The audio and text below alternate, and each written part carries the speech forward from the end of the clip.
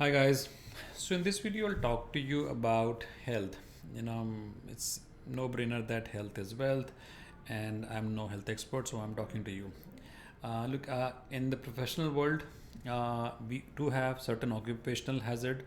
We use our mind quite a lot. We don't have the opportunities to use our body. Our occupation doesn't really require us to use our body, and therefore our health, which is typically represents health of the body. Of course, it represents health of the mind as well, which I cover in separate lesson.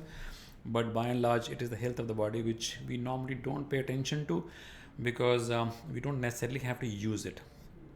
Okay, which is where I'm asking you to sort of pay attention to it. That's the only objective of this lesson. So I'm no health expert here, guys, but I'm just sharing with you the things that I learned in terms of using my health and what I was trying to do in my office.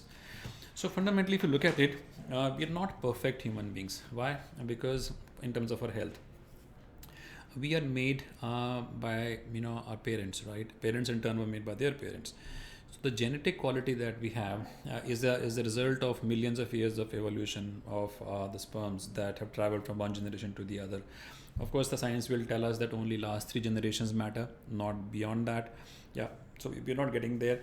But by and large, what I'm saying is that we're not perfect human beings. We are byproduct of certain people, and we have to be cognizant of that. Number one. Number two, if you look at our health, do we think we have a good health? Do we think we have a bad health? It also depends upon what you think is a good body and what you think is a bad body or a not so strong body.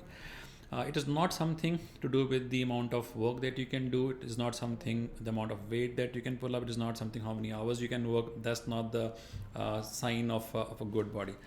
By and large, a good body is a body which actually is taking food, digesting everything, and then sucking out the energy and pushing out whatever is not required. On the other hand, a not so strong body or not a good body is a body which actually eats food, is not able to digest. Even if it's able to digest, it is not able to suck out the energy and distribute. And also, it retains certain things which are not good for the body, right? So, a body is something which is not able to sort of figure out this is not good, and therefore it is retaining. We have problems of excess cholesterol, we have problems of excess fat. We have to be cognizant of the fact what kind of body type you got. I'm sure you all are very smart people. We all know what kind of food that we should be eating, etc. But the only thing that I'll share with you guys is that the kind of food that we eat is a desire of the mind, not of the body. Body actually has a system of digestion. It's a churning. It can't distinguish what you are putting in. You put in any stuff, it will churn and it'll throw out whatever is not required. However, if you are wanting to eat some delicious stuff, some spicy stuff, some sweet stuff, it is actually the desire of the mind. Mind is wanting that. It is not your tummy. Tummy doesn't really care what is coming inside, right? So you just have to be conscious of the fact that are you serving the needs of the body or serving the needs of the mind when you're eating stuff. The other attribute of a strong body is that it is able to fight all the attacks and viruses that comes. It is able to adjust, right, and fight, and therefore maintain the semblance. That's what the attribute of strong body is. If you're susceptible to certain kind of infections, certain kind of things, the things that you eat, you should be very cognizant of the fact that don't do all of that. I'm sure you will be doing this. I'm just saying, only for the purpose of you paying attention to it, that you have to pay attention to what you eat and what you don't eat, and how you feel. Feeling is very important. A lot of times, what happens is that when we are working during the day, we are so busy doing work, and we work for hours and days and weeks and years. You don't necessarily pay attention to what we are eating and what kind of stuff is actually we're putting in and what we're doing. In terms of a good body, which continues to retain bad stuff, the effects of that are seen much later. Although body keeps talking to us, whenever you don't feel right meaning you don't feel fully energetic, fully charged, you must realize that something is wrong with the body. Okay, something is not right. Otherwise, why will you not feel charged? And if we have certain kind of energy deficit, that's very important, guys. We have limited amount of energy that this body produces.